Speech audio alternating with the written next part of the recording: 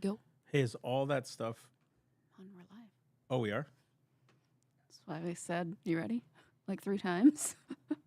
Well, I mean, whatever, guys. It's live. And that's what happens with some of these things. It's live. We got a lot to talk about. What's the future of our country? The future of self-evident. The future, all of it. The picks, all the stuff. Find out all this and more on Self-Evident Podcast.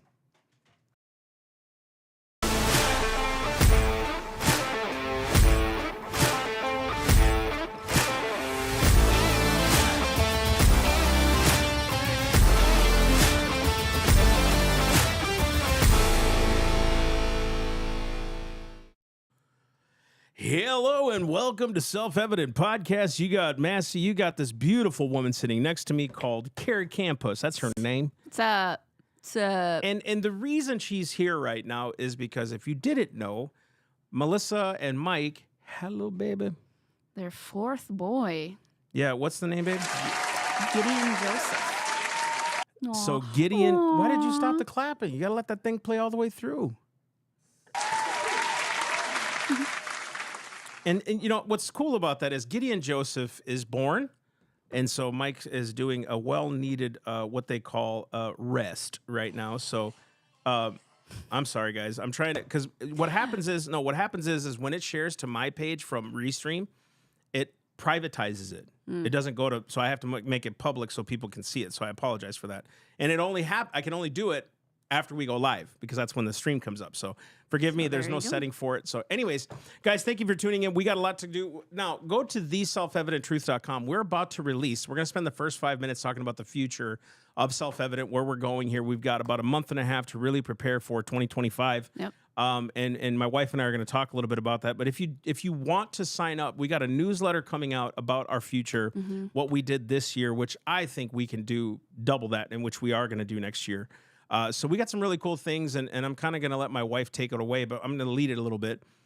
There's more potential for us to go do what we're called to do. I think the election for many was like this huge, like, yes, it was a kick in the teeth to the wicked, the liberal. We saw the mass media. I was just telling my wife this. They not only had these A-listers, the Beyoncés, they had the Taylor Swifts. Mamas. No, I was going to get there. I was sorry. building the climax here. And then we had the Oprahs, we had all these people, but then to have a 2-time president who was elected by the people, electoral college, the whole 9, campaign for you, and you still lose.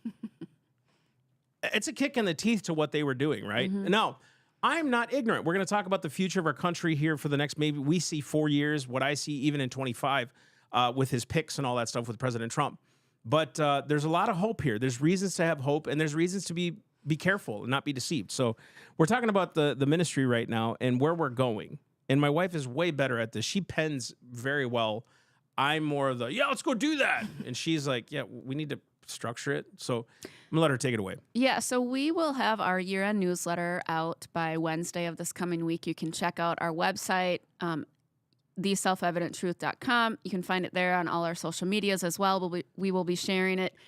It's a year-end highlight of what we've done this past year, then also vision for next year and what we're raising our year-end fundraiser support for. Yeah. And so, as you know, Massey has stepped down as the assistant pastor, and we are doing Self-Evident full-time, and we just have been pulled into doing that, and God has opened up, some pretty amazing doors and multitudes of doors, and so we couldn't do both, and so we felt like God was calling us to do Self-Evident. And so next year, we're already booked into next year with multiple events, the homeschool conferences, the youth equip retreats, which are apologetic youth camps.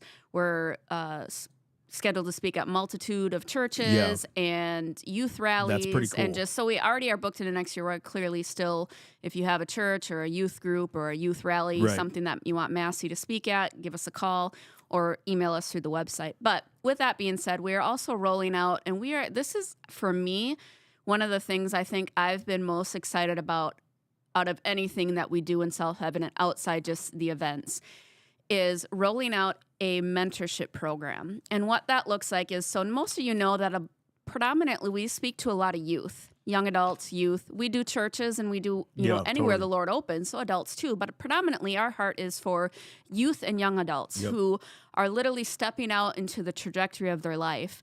And so this mentorship program will be a roughly 13 to 15 week mentorship program. And what it will look like things, of course, like the biblical history of America, how to stand in government at a young age, what government is supposed to be like in our nation, just all American history, to learn it all, to really have a grasp at a young age. When I was 20 and Bush was running for president, I had no clue what I was voting for. I had no clue, like, you know. Yeah. And so it's giving them those tools and knowledge at a young age. Then we'll talk about things like do 5 weeks on masculinity or femininity, like biblical masculinity and biblical femininity, and just what that looks like in everyday life, in marriage, in friends, in work, and just giving them tools for that. And then the rest of the 5 weeks will be like life issues, on a biblical perspective on life issues. So that's really cool. Ahead. No, this is neat because like what's happening is one of our people that works here, Brittany,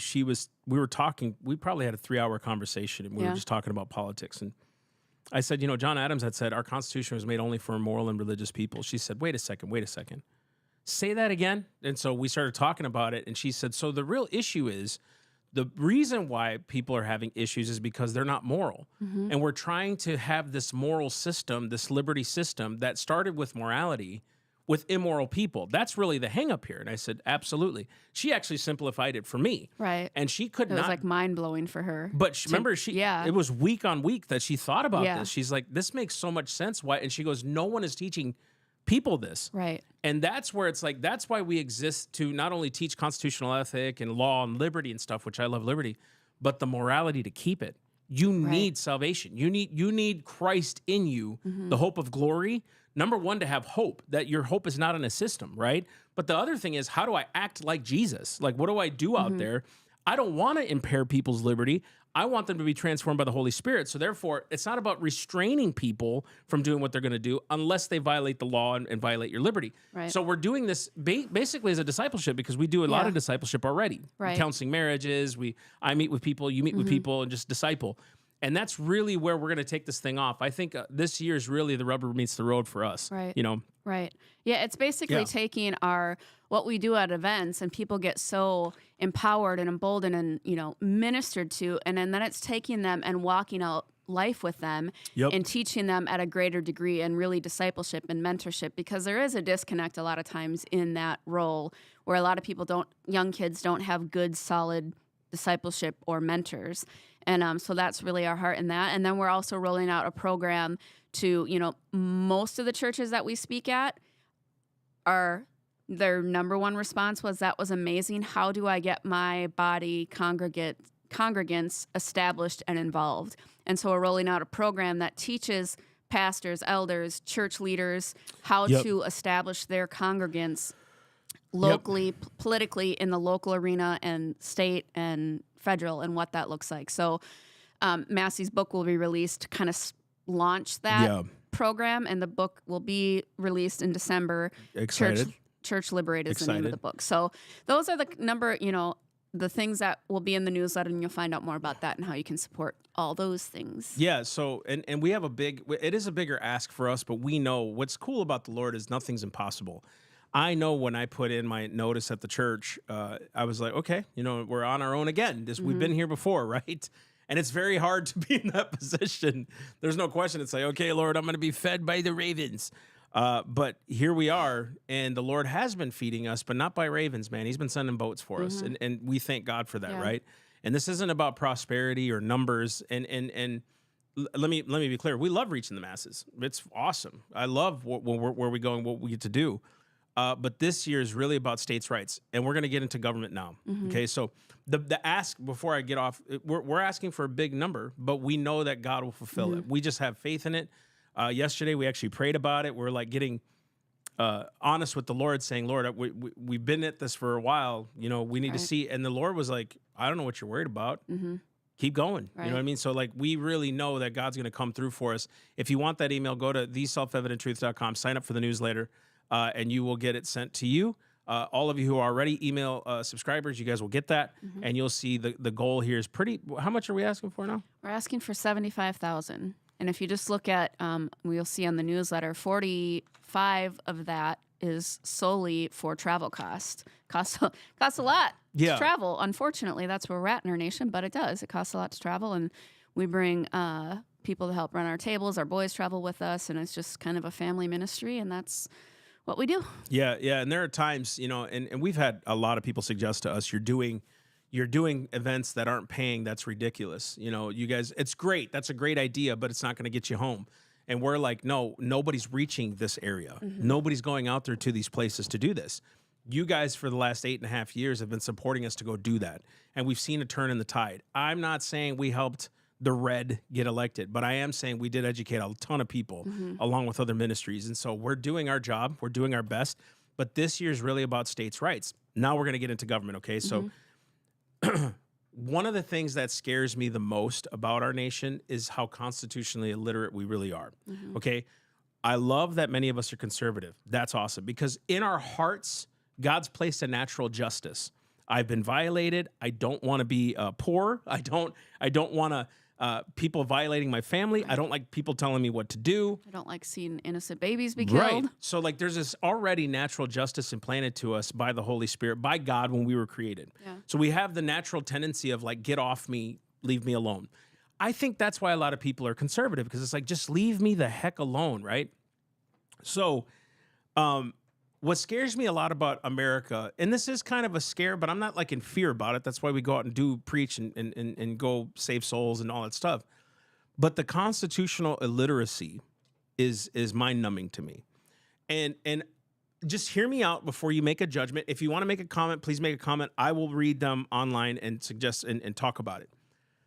But a lot of people, we put a lot of emphasis in the presidential candidacy because of what that office holds. But if you read Article 2 of the Constitution, the authority of the president's not as extensive as we think it is. We're saying, yeah, let's go in there and clear up this organization and this bureaucracy and all this other stuff. And I'm like, why don't we start with repealing the 16th Amendment, repealing the amendments that gave the authority to the federal government over the state governments? Why are state governments not held into a higher standard? We could say Trump got elected, right? You know how many other races were going on that night that we don't even know who won that were red? We just know we won the House, the Senate. Oh, and Trump won. Yeah, But who were these people that got elected that are on the Republican side? Are they globalists? Are they elitists? Are they in bed? Are they doing the same thing that Mitt Romney was doing and Paul Ryan was doing back in the day? Because we got a lot of neocons on the right. People that will not vote to uphold the Constitution, but instead support their lobbying interests. So my hope, I have a lot of hope for the nation. I think to see this red wave, if you want to call it that, come through is great. But now it's up to us to educate the masses on what constitutionality is. And you'd be shocked when you read the Constitution how much authority even the right thinks it has.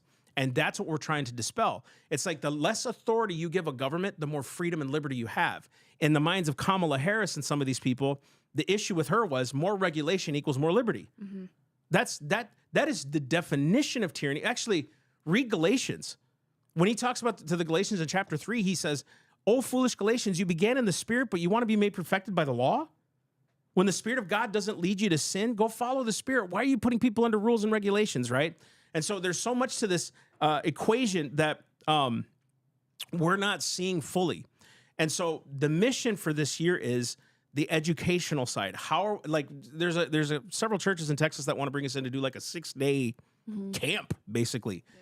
I've never done anything like that. It's kind of scary to think about it, but it's pretty darn stinking cool. So it's getting me to see what I can talk about in sequence to educate them so that they can get involved, right? So that they can take over their local communities and say, we're going to be not just the church, but citizens of America who understand the authority of government to give people their liberty back, right? And one of the other things is what scares me about our nation, and maybe you can comment to this, that a lot of people, I've been hearing this a lot, dude, that Trump's in. Now we're not going to have to worry about the First Amendment. And I'm thinking, you don't have to worry about the First Amendment. Those are unalienable rights given to you by God. And people are like, yeah, but they're trying to take them away. They can't take away your freedom of speech. You see what's happening right now with all the court cases being won over this mandatory vaccination stuff? Right. the problem is we've duped ourselves and deceived ourselves into thinking that when government says they're going to take it away, that's it. No. Right now, there's a court case that just got won. A woman got, what, $12 million? I think it was in Michigan. Yeah. Was it Michigan? I don't remember. I have the meme somewhere, and I apologize. I would have put it up, and I didn't even think about it. But she just won a court case about her job firing her because her position on not getting a vaccine. This is 4 years later. What did she do? She said, no, my right to my body still stands. Even through your stupid, ungodly edicts, I'm going to win this one. And she just got awarded millions of dollars. We're actually, go ahead. One of the churches that Massey is speaking at in Texas, the Biden administration sued them, and they just won. Would have been maybe a month, 2 months ago. They sued them because I don't know if y'all remember when the Biden administration came in, it was during the 2016 election. And they were driving down the road. All these rednecks in their trucks were driving alongside of the big bus, the Biden bus, with their Trump flags and the American flags. And so they sued this pastor, and they sued multiple people, but the pastor was one of them, sued the pastor for emotional damages because they were driving with their... Emotional damage. Okay. I wish we had that sound effect, boys. I didn't even think about that. But let me just clear the air. The pastor and all the people that were on this side of the lawsuit won. So that the Biden administration lost. Yep. Because they stood on their God-given rights. Right. So the one of the things that we need to really educate the Christians on, I believe as a pastor, and our pastor does a great job of this, we don't operate from a place to get our freedom back in Christ. Yep. Because God saved me, I operate out of a place of freedom. Does this make sense? Because he's given me the Holy Spirit, because I've been set free from the law of sin and death, because I've been set free from the world and its bondages, I now can go cast out devils in the name of Jesus because he's given me the authority to do so. In other words, I operate in the power that I've already been given. Does this make sense? Right, Doesn't matter what the devil says about me. Right, because it's coming from a place of, I don't elect the right guy in so I can get my vote, my rights. I already have my rights. And my view of government, That's right. My view of government is I have my rights no matter what. And that's the idea. And I don't want to go into too much because I was going to talk about how you have these two sides of the Trump coin. You have the Trumpers are going to save us, and then you have the Trumpers, never Trumpers, like he's Satan incarnate. Like and they're both they're both Christian, and they are obsessed. Both sides of the coin are obsessed with Trump. And then you have middle ones. You have ones who understand, yes, right? And both extremes. I shouldn't say two sides of the coin. You have two extremes. Extremes, right? And both extremes, just to add to what you're saying, because I want you to finish your point, they're intellectually dishonest. They're intellectually dishonest in both ways because you're not thinking your process through. You don't have an answer to it. In other words, so how is Trump going to, I don't know, but we're just following his agenda. That's the extreme. Right. The other side is, well, I don't know, he's just evil. We'll just let God handle it. It's like you have not thought your position through. It's intellectually dishonest. And revelation, I was reading this about Martin Luther. He said revelation should be taught but with reason too. So when you get a revelation from God, we should be able to communicate that with reason, having an understanding of what we just got a revelation of. Right. Does that make sense? Right. So you may have a revelation about how evil Trump is, but did you sit down and have prayer for him? Did you say, Lord, he's being deceived right now? Right. We need to intercede and fast for our leaders right now. This potential candidate. I have yet to hear someone say, man, look, we fasted and prayed about this dude. You know what I mean? Like, we're really taking him to prayer, right? All the never Trumpers. It's like, no, he's evil. Okay, I'm with you. There's a lot of things he does that are stupid. I'm with you. He doesn't understand salvation. He said it. He just doesn't. He thinks it's by works. He's a good person without Jesus. He doesn't need Jesus. Right. But I also see, can the Lord turn that? Yeah. Yeah, he can. Right. So we need to pray. He's our leader right now. Bible says to pray for your leaders. You know what I'm saying? Yeah. No, yeah, and exactly. I was just going to go on the line of both sides don't understand constitutional America because they're both obsessed with Trump. And if both sides understood constitutional design for government in our nation, the obsessed Trumpers or the never Trumpers would be spending more time educating people on Good word. the local government, educating people on state government, your sheriff. They would be spending more time on what actual American government design was than their obsession with Trump. Right. So, and their obsession with Kamala and the left and how bad they are. It's like, dude, you saw what happened during COVID when a guy or people like Kristi Noem or a guy like DeSantis or states like Texas, when they went and defended their border, they're like, you know what? You ain't going to do it. We got our own state governments, bro. We're going to go do this thing. Do you realize the authority they have? And I don't think we realize the authority we have. Like, for even President Trump to suggest we're going to get rid of the Department of Education, thank you. Yeah. Like, finally, like someone. We were talking about that 20 years ago. Yeah. But, Yeah, we've been talking about all this stuff for a long I'm time. saying for us, it was 20 years ago that we realized, wait a second, that's not the federal government's job. It never was. Right. Even you know, because we're going to go through some. That was one of the things that when I saw, you know, when it first came out, he was going to get rid of the DOE. I was like, like that was my first, like, finally, exactly what you said, finally. But go ahead. Yeah, and we got a guy coming on the 22nd. You're going to want to be a part of that on Friday. His name's Dr. Joe Wolverton. He's with John Birch Society. He's been an author. He's incredible. Guy's super smart. He posted something that was very good. He said, you know, instead of rejoicing about the picks that Trump's making, we need to abolish these offices because if a wicked ruler gets in there, he's going to put and appoint his people. So there's really about what is constitutionally ethical as an organization, as a institution or bureaucracy, and what is not. And the bottom line is, I don't need you how to tell me to raise my kids. I don't need you to tell me how to teach my kids. Yeah. I don't need you to come. Like, why was the left so obsessed with hiring 80,000 new IRS agents and not obsessed with stopping our border mess? Yeah. You see what I'm saying? Yeah. Like, you're starting to see the agendas a lot, right? So there's a lot of things with President Trump and what they're doing right now that I agree with. There are certain things I just completely disagree with, but it's because I do my best to understand the Constitution and the original intent of the founders. I try to understand. So I'm not, this has nothing to do with President Trump. We elected a guy who wants to come in and fix the mess. He's good at efficiency. He's good at running things successfully. He has failed many times in business, but that's what creates successes, is your failures. So you look at the fruit of the dude, and it's like the guy can come in and fix messes. That's what he does. And he surrounded himself with some people that are questionable and some people that are good. And I want to walk through a few if we can get to this. Because when we got so obsessed, like you said, with the presidential election, you're right. We're like, why are you so obsessed with this when he doesn't have the kind of authority you think he does? Right. You know what I mean? Like, what are you doing? And that's where it's like, we got to get education back that the states have more authority than the federal government does. So let's talk about some of these people. And you guys comment down below what you guys think of these people. Susie Wiles. She's going to be, I forget what she is. I didn't write it down for some reason. I have like all these notes of who's who and what. But she was picked, and she's been kind of by Trump's side since 2016. She came out and said that, you know, she was tired of basically seeing what the right was doing, and it wasn't a good direction. She saw Trump's policies and what he wanted to do as more in keeping with our republic. Chief of staff. Chief of staff, that's what it was. And I try to do my homework to be educated. I don't try to do my homework to indict people, okay? But there's some things that I'm like, okay, I question this. Now people can change, right? I question it.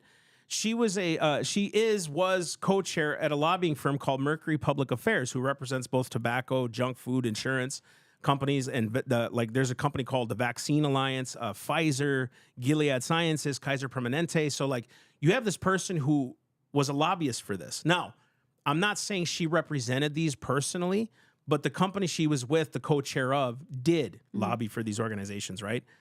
Where's her head at? I don't know. You know what I mean? Now, I will say she ran or helped with Trump's campaign.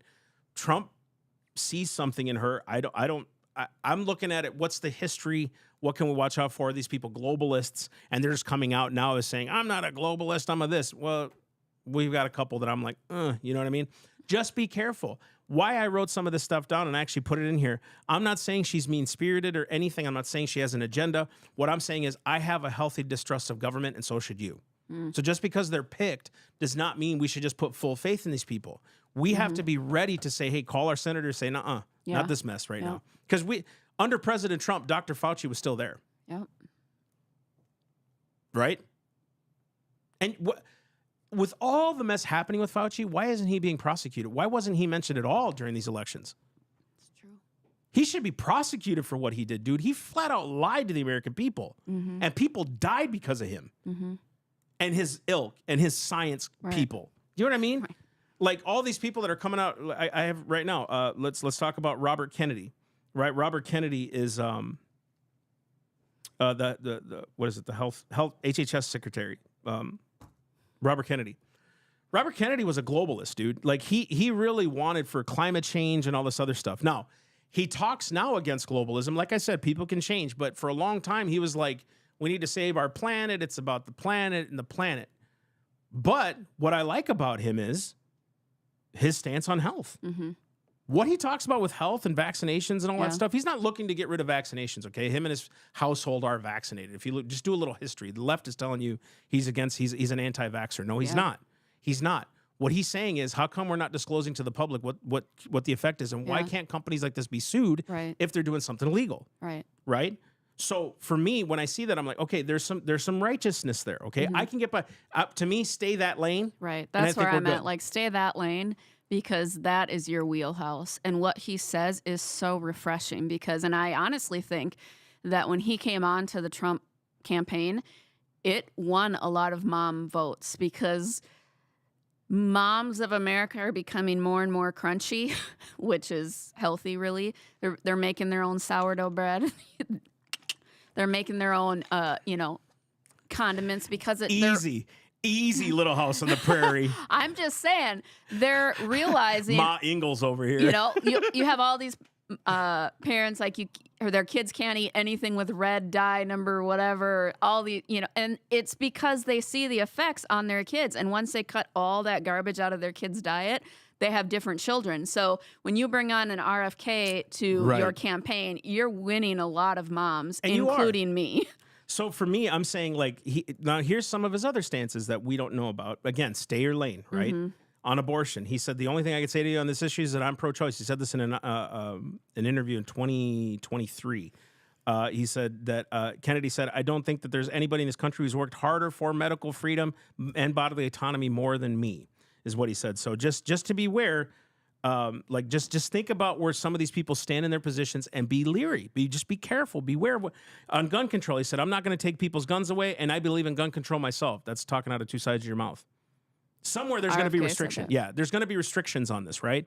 So what I'm saying is, if he stays his lane, I'm good with it. I think, but I also think too, Robert Kennedy's pedigree is people sticking to their convictions, except his uncle. You know what I mean? Ooh, Teddy. Ted Kennedy. Yeah. Yeah. Like his dad stuck to his convictions. Yeah. His Uncle John stuck to his convictions. But like you can see in him, he actually sticks to it. Even went against his own family on this. Yeah. His own family were like disavowing him Yeah. and what he believes. So there is some merit to this. That's like good. I'm just saying have a healthy distrust of government. Just because they look good does not mean they're good. Don't take your hands up. What my point is, and our point, don't take your foot off the gas. Right. Really be involved in what's going on here and how are our state governments affected by this, and what can we do to stop the federal government from doing anything Yeah. stupid, right? Go ahead. Katie Luttrell puts on our comment, raw milk. Put that comment up. Already. Oh, She you already basically, yeah, I mean, that was it. She just put raw milk because did you see this lawsuit in Lancaster, Pennsylvania, where they went in and stole or destroyed all the raw milk from this Amish guy who was selling it? And so this court hearing and all these people are standing out there in favor of this guy because clearly there's way less risk of disease and death through raw milk than there is through freaking Lucky Charms. You know what I mean? That's right. So that's what the American people are waking up Yeah. to. But I think it goes back to your point of, I think that's why they came out in droves and voted for Trump. right, I know. That was crazy, That bro. was crazy. Having their horse and buggies with the flags. And That's all the insane. years that we've been politically involved to see the Amish get involved and vote, you're like, there's a revival coming. There is. And I will say this, man. Judgment must first begin in the house of God. I'm going to get into this in a second. But remind me of that, okay? Judgment must first begin in the house of God, okay? Okay, here's another one. The Attorney General. And has he been appointed, Matt Gaetz? Yeah, I think so. Or is it still floated around? No, I'm pretty sure he is. I like him. I've always liked him. I think he says things that make people angry, but he sticks to his guns.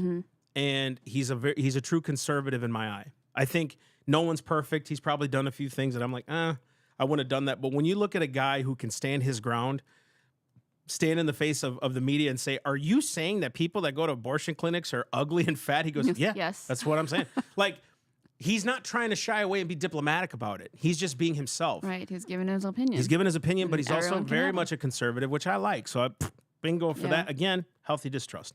Borders are Tom Homan. You know Tom Homan. He's the guy that was going up against AOC when she was like, with all due respect, sir, people that are seeking asylum, it's not committed a crime. He's like, if you're not going through the port of entry, you're doing it illegally, said subsection, blah, blah, blah. I like him. Again, he's one of those guys that you hire him to do a job. He's a pit bull. He's a pit bull. People are like, he needs to have mercy and remorse. Or he needs to do his job, and he'll have mercy and remorse in who he needs to right in that position. We need to close the borders. I think right now, not close them to not have immigrants come in who want to do it legally, but you got a guy who's like, dude, there are a lot of people who have been arrested, rearrested, sent back, brought back, criminals that have come back, who have been arrested multiple times, who've been booked on charges. We got issues. So good pick. Yeah. I think we need kind of one of those tough guys there. Ooh, this one's going to be a tough one. Pete Hegseth, Minnesota boy for the Secretary of Defense. I like him. I think he's cool. Like, I think he's good. I think he's a conservative. I think for a long time, though, he's kind of one of those guys that I worry about. Is he a war hawk? You know, is he the kind of guy that's like, let's go to war. Let's go beat the crap out of him. You know what I mean? I personally am don't get involved in foreign entanglements the way the founders intended it to be. That's what scares me about Pete Hegseth. That's the one thing that scares me about him. I think the check to that is, and you can assume, speculate a lot because we had Trump for 4 years, and there was no, quote unquote, no new wars. No new wars. There was no, I mean, he didn't get us out of Afghanistan, but there was like no pushing this war machine under the first Trump presidency. Right. And I'm fairly certain, again, a healthy distrust of government. I'm fairly certain that that's kind of what we'll see under this Trump administration. So I think the check to maybe a Pete Hegseth might be that. Also, we know our close friends are very close with him, and what I'm saying is there's people around him that have his ear that will speak the no war ideology, is what I'm saying. But those same people have been in his life for a while. You know what I mean? And he's kind of like, he's had open interviews about this. And so what I'm saying is, like, can people change? Yes. I'm saying what I'm looking at when I'm looking at Secretary of Defense, I'm like, man, bro, like, just, again, know what you're doing, right?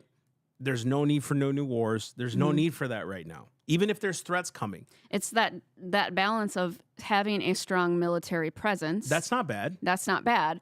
But then having a strong, we're not entangled in foreign affairs mindset. Yeah. It's that balance, and hopefully he has that. And this was, I think, 10 years ago, but he did say something along this line. I'm paraphrasing what he said. But he said, you know, I'm not about like going out there and creating war, but I am about being the world's sheriff until we can get someone else to really do it for their...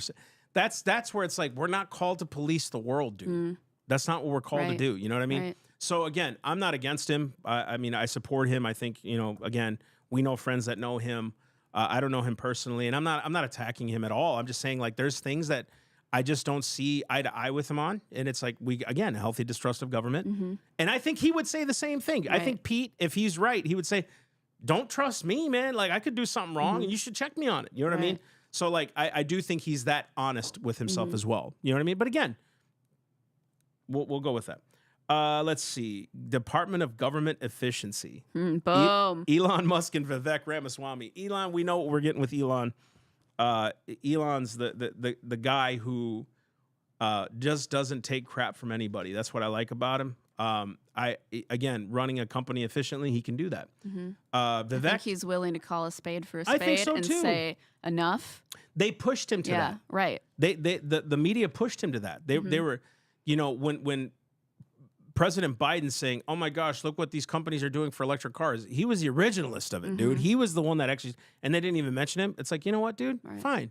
Fine. Did you see that interview? And I only saw like a clip of it where the guy, and I can't remember his name, he's kind of a famous or like he's a liberal pundit, where he was basically asking him, will you stop misinformation on X?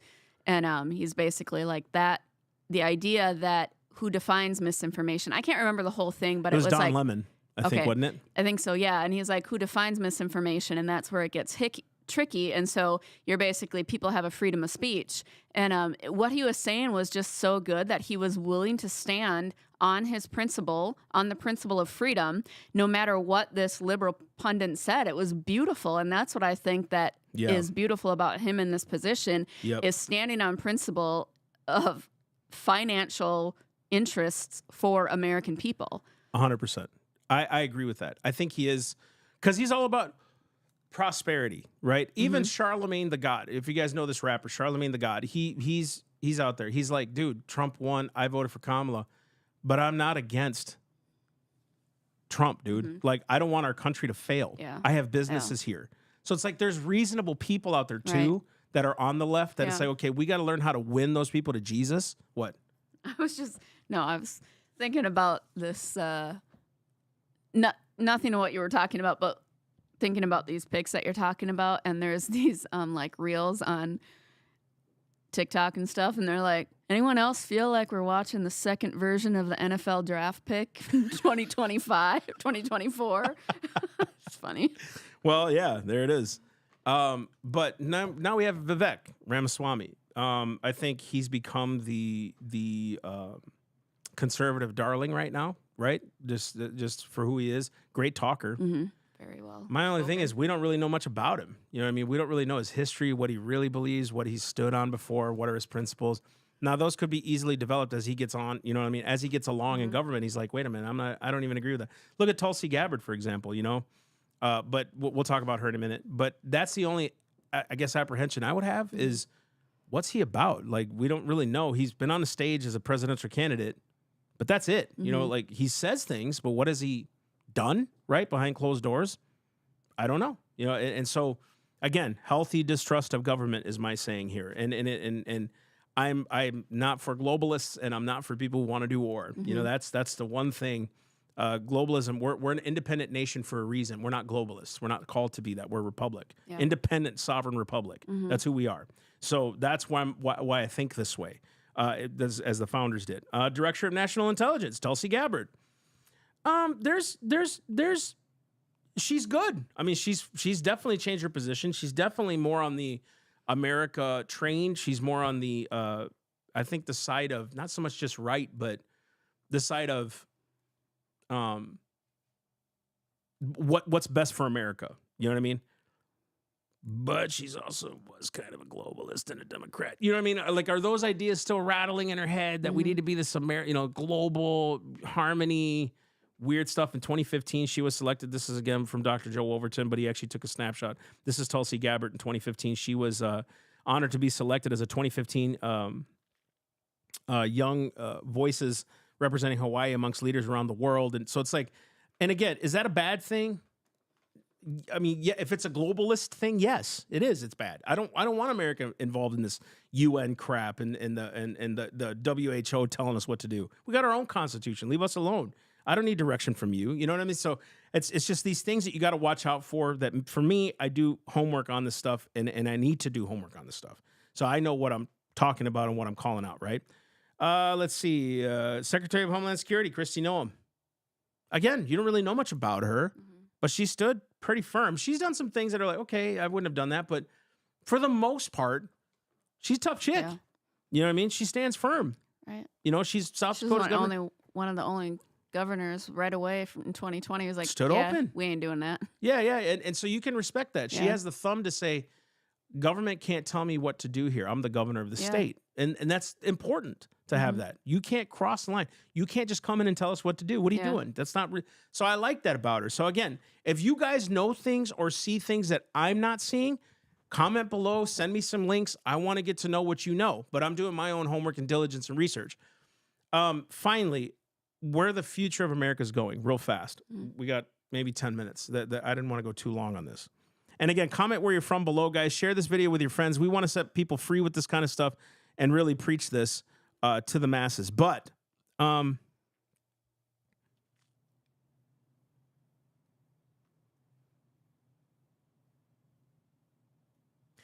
kind of leery about where's the retaliation from the left, because he's coming out swinging, dude. You know what I mean? He's electing people. They're already writing articles about the people he's picking, and they're against what do you call it? Our democracy, which we're not a democracy, so I don't even know what they're talking about. That's why I don't trust them. When Robert Kennedy was picked, he's discrediting vaccinations which are approved by the CDC. It's like, I trust them. You know what I mean? So we're like, yeah. And so the media is coming out swinging, but there's no other swinging. You know what I mean? So we need to pray for our government. We need to pray for our leaders, you guys. That's the job of the Christian. I'm not blaming Trump for any of this stuff. We hired Trump, we elected Trump to do what he's always done. Fix the problems. So in his mind, okay, I'm gonna go on and fix problems. Pray for the leaders around him to hold him to his position and not to get ahead of himself and just start doing executive orders. Because when you do that, look what happened when Biden walked in office. He started repealing everything Trump was doing. Yeah. Start writing amendments that are saying we're just going to reduce federal government, man. Yeah. Get them back to that original 17 enumerated powers. Get them back to what the courts are supposed to do, what the Senate and Congress is supposed to do, what the president's supposed to do. Let the states do what they got to do. With the states having abortion rights, that's not rights. That's death. That's murder. It's not a states' rights issue. We're going to be talking about that at the Great Homeschool Conventions now, and we'll have them on too. But like, where do I see the future? I see the future as this. Judgment must first begin in the house of God. I'm seeing that God cleaned our churches first this year. We saw a massive fall off of some bigger leaders, not just worship leaders, but from like the past. We've seen worship leaders kind of do the deconstructing of the faith, but we saw major pastors fall. Right. People that we thought like, what? Like how? And some of them just sins that came back to haunt them. You know what I mean? That we saw. So you saw God clean house. I was talking to a pastor friend of mine. He goes, "I'm so glad people don't know me." I said, no, I mean, obviously he was joking, but like I had, Mike and I have done podcasts for 8 years, and we've been honest about our flaws, our past, all those things, revealing where we were, my addictions that I used to have. So we're very honest and open. I got nothing to hide here. But when you see that, judgment must first, and I see that the Lord clean house and answer the prayers of the people. I firmly believe God answered prayers of the people on this one. I do. I believe he said, okay, if this is what you're asking for, because you're righteous, I'll give it to you. Here's the question. What did we ask for? I think that's the issue here is, do we know what we asked for? Because he gave the king to the Israelites. When he said, we want a king like other nations, he gave it to him. He did. And look what Saul turned out to be. My point is, we need to hold them. We need to hold each other accountable and our elected officials accountable to what we know and what we need to study. Does this make sense? So my thing is, God gave us what we asked for. I firmly believe that with all my heart. I think God saw that we needed to clean house. I think the enemy, this is so crazy. That night of the election was so funny. And even now, they still don't know what to do. To me, it was a Jehoshaphat situation. When we just said, Lord, we're submitting to you in prayer, there's over 10, 20 million people that were saying, Lord, we're on our knees asking you to change our nation, right? He answers. God sends a confusion in their camp where they don't even know how they lost. None of them can get their story straight. You had black people, Latino people, calling Latino men misogynistic for voting for Trump. They're literally eating their own. Yeah. You got people getting mad at Taylor Swift for not doing an event with Kamala and the reason that she lost. They're turning on each other. You have people that are news pundits who are saying, no, it was them. No, it was them. It's because America's racist and white and they want this. When it's literally black women who came out and supported Trump. 25% of the black vote went to Trump. You saw Mexicans come out and vote for Trump, right?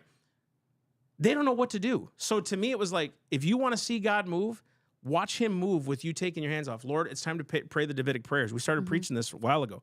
We need to start praying the Davidic prayers. Lord, let them fall in the pits they dug, and they did. All that confusion's happening right now. So we need to keep praying these things, that the Lord would remove this mess. The state-run media is not winning, and it won't win anymore. It's just not winning.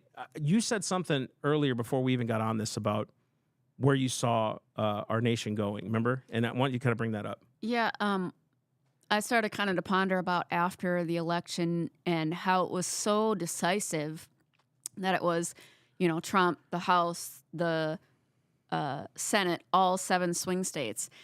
And I felt like it kind of spoke to an underlying thing that we see in our nation. And what it is that, so if you look at youth and young adults and just people in general, what you said earlier, we have a desire for justice. God has written his law on our heart. Right. And so, But in youth and young adult, you kind of see this, no matter which generation it is, every generation does it, where they feel like they have to rebel, thumb the system, F the system. Do you guys remember we're late 90s graduates, right? Yeah. Green Day, Yes, Rage Against the right. Machine, Sum 31, Right. Smashing Pumpkins. A lot of these Dixie Chicks would come out in rebellion against government. Right. Well, even like Elvis Presley in the 50s. Like, I mean, it was always like that generation when you get to youth, young adult, you just want to like Buck the system. buck the system. Thank you. Like, it is. That's what you just want to give the finger to the system. And so what I feel like is happening is the tide is turning in that bucking the system, giving the finger to the system is now turned on their head, and the devil has overplayed his hand. Bingo. In that 100%. going against the system now is being conservative. That's right. So counterculture is now conservatism. Conservatism. Yes, you nail it. And it's because there's so many things in this, is that when the law of God is written on your heart, at some point and if you look at the law of God, it really is just a dialing down of common sense. Right? It is. Not thou shalt not lie, thou shalt not commit adultery, thou shalt not covet. Like, all of that is just very common sense thing. And so when you have the law of God written on your heart, and then you have this opposite that pushes like disgusting, woke, evil, sick, twisted sexuality, and you can be a cat and we'll put a what are they called? Where they go to the bathroom in a litter box. We'll put a litter box in the bathroom for cats at school, and you can be a boy but still have a baby. Like, all this sick, twisted stuff, the law of God in your heart eventually will go, wait, what? And so now the bucking against the system is going against that woke ideology. Yeah. And you look at the rallies that True Texas Project. No. Charlie Kirk. Yeah, Turning Point. Yeah, Turning Point, Charlie Kirk, and Ben Shapiro. And you look at and Candace Owens, and you look at the crowd, and it's generally like a smaller minority that is asking these weird, sick, twisted questions. And then when they respond with common sense, biblical, constitutional answers that make sense, the crowd these young adults are cheering. And then you had just months ago at that North Carolina University where it was the young men on that campus that held up the flag and protected the flag from being burnt. And it's like, I feel like the tide is turning in that. And so now it's the harvest is ripe for real, raw education of who God is, what your identity in God is, what the Bible says, what the Constitution says, because they're open. And that's what I feel like is happening. And I feel like the election just spoke to that of what is happening in our nation. Right. So I agree. And so this actually proves several things. One, the nations in the Old Testament literally decreed by law to do these things, and people accepted it. I don't think the majority, we've been saying this for years, and this is where I like, Lord, we've been saying this for a long time, and finally it's catching on, but like, for a long time we've been saying, I don't believe the majority of the country's for this stuff. Right. They're just silent because they don't know what to do. Right. They don't think their voices are heard, so they won't vote. They don't, you know what I mean? It's like they don't understand how to put that out there. You just saw election night. People are sick of this mess. Masculinity's on the rise. Real femininity's on the rise. Homesteading's on the rise. Right. Homeschooling's on the rise. You're seeing people saying, wait a minute. You know what? You want to fight right and left? I don't want any part of it. I'm going to go over here and just be me. That's conservatism. They don't want you in their business. Right. That's real true conservatism is, I don't want government in my business. You know what I'm saying? Now, the antithesis of that is if you don't get involved, it'll involve itself in your life eventually, right? Because that's what governments do. But you're seeing cities take their school boards back. Yep. Miami-Dade flipped, like Miami again, that whole area flipped red. They didn't flip red, but it was very high. Very high percentage, I should But say. they did flip their school board red. Yes. Yeah. So like you're seeing the whole kind of nation turn in a sense of, okay, this is my backup moment. My worry is we're more worried about getting the vote red than their souls. Are we truly preaching the gospel and getting them saved and discipled in the things of God? Right? So that's where I think my contention would be is make sure that we're ministers of the word too first before we're talking about any kind of conservatism, politics, all that stuff.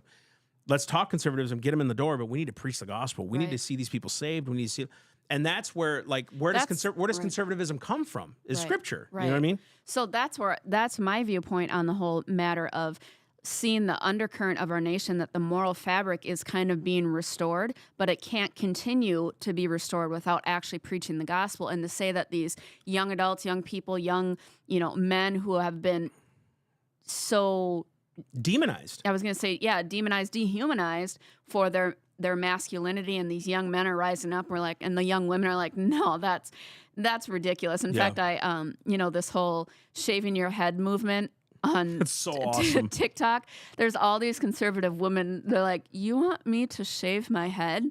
I'm sorry, but my husband pays all the bills, and he'll come home and do pull-ups on the bar outside. There's no way in hell I'm shaving my head. It's just so funny to watch these videos. But all that to say, I feel like the tide is turning where the moral fabric of our nation is being restored, but it can't continue unless we continue to preach the gospel and disciple this next generation, because what they're doing is they're thumbing the finger to the woke generation, but it can't end there. And what I'm saying is if the harvest is white, and it's ready to be reaped, and they're at that point was like, no, that's sick and twisted and crazy, then we need to be like, okay, let me point you to the truth, because they're ready for it. Yep. And the whole premise of our show today is to show you that the federal government's not our answer. Matter of fact, they should be the least of the answers. Right. We should be depending on each other, our state governments, city governments, local governments, right? Right. Working to affect those areas first, because it hits us directly, right? Federal government, okay, like that's not our answer. You know what I mean? I'm not blaming Trump. I'm not saying anything about him or whatever like that right now. I'm saying we've kind of got in our heads that matters, and it does as far as a global leadership look. He's the presider. He's the one that's going out there and setting up treaties and all that stuff. That's his job. That's what he does. But and executing the law. That's if there's something unconstitutional, he's like, no, we're not doing that. This is what we're doing. But there's just some points that I want to read out loud, and you guys can again comment below. Just let us know what you're thinking and what you're feeling. I didn't need President Trump to let me preach and have a First Amendment. I operate because God gave me a First Amendment. He gave me the right to preach. Go into all the world and preach the gospel. That's a command from God. I'm going to go out and do what I got to do. I don't need someone to tell me I have a First Amendment, or if we don't elect him, our First Amendment rights are gone. No, they're not. I'm still going to stand for my First Amendment rights because they're God-given. They're not given by government. I don't need a government to give me my rights back. I already have them. And I'm not going to obey ungodly edicts. And I think we need to keep putting it into people. God already gave you by birth these rights. Life, liberty, property, right? It's literally simple. Honor God. These are the commandments. Honor God. Don't hurt people. Don't take their stuff. That's literally what it is. You know what I mean? It's so simple and common sense, right? Love one another. All that stuff needs to be said. You know, we need to get the authority back to the states. That's where it is. It's not about a federal election here. And I think on the tide turning note is that is becoming more and more common talk and understanding, and where people are willing to receive the teaching of that. I remember in 2016 when President Trump ran, and we're touting the, megaphone of states' rights, states' rights, states' rights. It doesn't matter who's in office, and people are like, "You're crazy, you're crazy." Like. And I here can't we tell are, you how many times we got that. Here we are, 2024, and states' rights. You say that now, and people know exactly what you're talking about. And so now it's time to teach. Now, again, the harvest is ripe, and now it's time to teach what that means in states' rights and getting that mindset out of people that one man or one woman can destroy or save. Because and look out, because we're going to be releasing some of this stuff this year on educating how. And the real issue with most people is, this is just being honest with you guys, I love you, but we don't want to take responsibility. I think that's where people get hung up the most, is they don't want to take responsibility. It's like, I want to elect someone to take responsibility because I got my own crap to do. That's good. Keep doing your own crap. But with all the wickedness going on and the corruption that we're seeing, we have a responsibility and a mandate to do. So we have a lot of work to do in that regard. And I'm going to read one more thing. Pastor Dennis, we were talking, and he said, I got 3 words for where I think the future is going. And he said, and it was a warning, but also a blessing. And I want to read them. And Pastor Dennis, I appreciate you, because you said you want to hear my thoughts. I'm going to tell you what my thoughts are now, and we'll talk more later. He's from Missouri, and just a great guy. Illinois, Missouri. He's on the border. Across the border. My bad. You're illegal, bro. So he just read these 3 words: distractions, suggestions, and deception. Distractions, suggestions, and deception. Because it's easy when we get what we want or where we're at to get distracted, to have suggestions and deception. He said distractions. In the Garden of Eden, it was perfect, yet Satan distracted them from all that they had with the one thing that they didn't have. And one of the things we need to talk about is Eve looked at it and she said it was good. It wasn't bad. It wasn't evil. It was good. The fruit was good. We can easily get distracted by what sounds good, looks good, feels good. That's why I have a healthy distrust of government. It looks good, sounds good, but is it good in the long term, right? So don't get distracted by what looks good and deceived or distracted by what looks good, sounds good. Stay focused. Stay focused on what you're doing. Here's another one. Suggestions. Avoid putting yourself in a place where there are demonic suggestions. He wrote here, 1 Timothy 6:10 through 12. You got to fight the suggestion. Romans 13 talks about make no provision for your flesh. Be careful what is being suggested to you as the right path, right? When it honors the Lord, it's always the right path. Yeah. When you know it's in your heart, you're like, I'm kind of doing this behind closed doors, I would question that thing. You know what I mean? Like, why are you hiding it in a sense? Be careful of what's being suggested that looks, again, can lead you to distraction. Guard your heart with all diligence, right?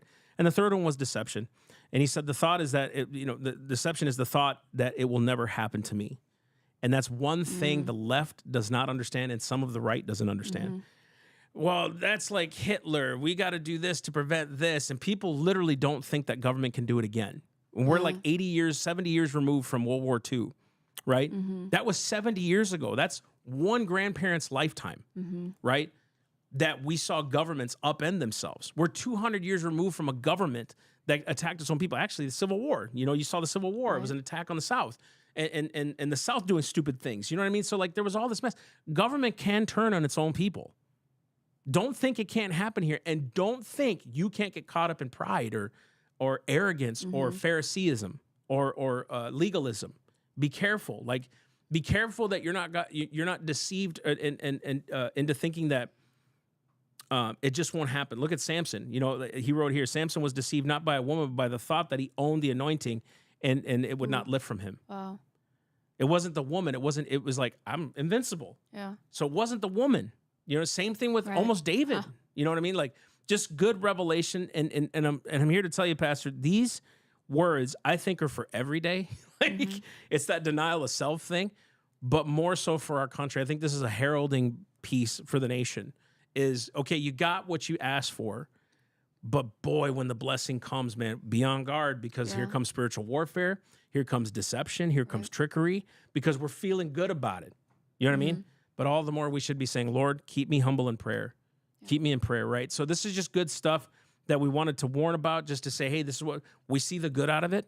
I'm praying for our nation. I'm praying that it doesn't fail. I'm praying because I'm still alive. I want my kids to live in a better nation than I had. I want bureaucracies to be reduced, but I'm also not ignorant to what's happening either. And so I'm excited for having Dr. Joe on the 22nd. We're going to talk about states' rights. His whole moniker is Make America States Again. I love that moniker. That's awesome. That's so cool, right? Yeah. And ours is a little bit different, but it is the same. Make America constitutional. Give it back to the states. Amendment 9 and 10. So the synergy that's working together here is so cool to me, but it's a message that's not being preached a lot. And we need to keep heralding this message. Because if they're already coming back to things we've been talking about for 8 years, imagine what will be in another 8 if we keep preaching. Thinking, can you imagine when the federal government is smaller than the states' governments? Oh, liberty, bro. That's going to be far. That's liberty. That's real liberty, and that's truth, guys. So, again, can you round us out, babe, with the whole self-evident truth and the whole newsletter thing? Yes. Again, we will be sending out our year-end newsletter by Wednesday of this week. You'll get an email. It'll be posted on all our social media, our website, theselfevidenttruth.com. We are asking for a year-end fundraiser, you to pour into that and pray into that and help us with that. And that will help us launch next year into the events, to rolling out the mentorship program, the Church Liberated program, teaching churches how to get involved locally and take a stand for their nation through local and state governments, and teaching them about states' rights. Yeah, we're excited about that. So, we're super excited about all of it. And also, if you want Massey to speak at your church, school, college, youth group, youth rally, all the things, please reach out to us through our website or any message through social media. So that will be it. Thank you guys always for your love and support, because literally we couldn't do without you. No, we can't. Yeah. We talk about this all the time. That our supporters, our monthly donors, you guys get us and keep us going out there. Yeah. Like if God wanted to stop, I'm not stupid, you guys. I would stop Yeah. in a minute and go start a business. That's what I want to do. I've always wanted to be a millionaire. I wanted to create places where we could create jobs, you know, for people. I love that kind of stuff. It's just not the mandate on our lives. And you guys believe in it by supporting us. And we so appreciate that. And all your prayers and all your messages and your comments. You guys are amazing people. We're growing. I wish people could see that. You know, they look at numbers and it's not that at all. We're seeing the tide turn for the Lord. Yeah. And so you said it, the harvest is white. For it's ready. It's ready to go. They're already open to the conservatism. Now turn them to Jesus. That's right. Yep. Let's do this thing. So guys, we love you. God bless you. We'll see you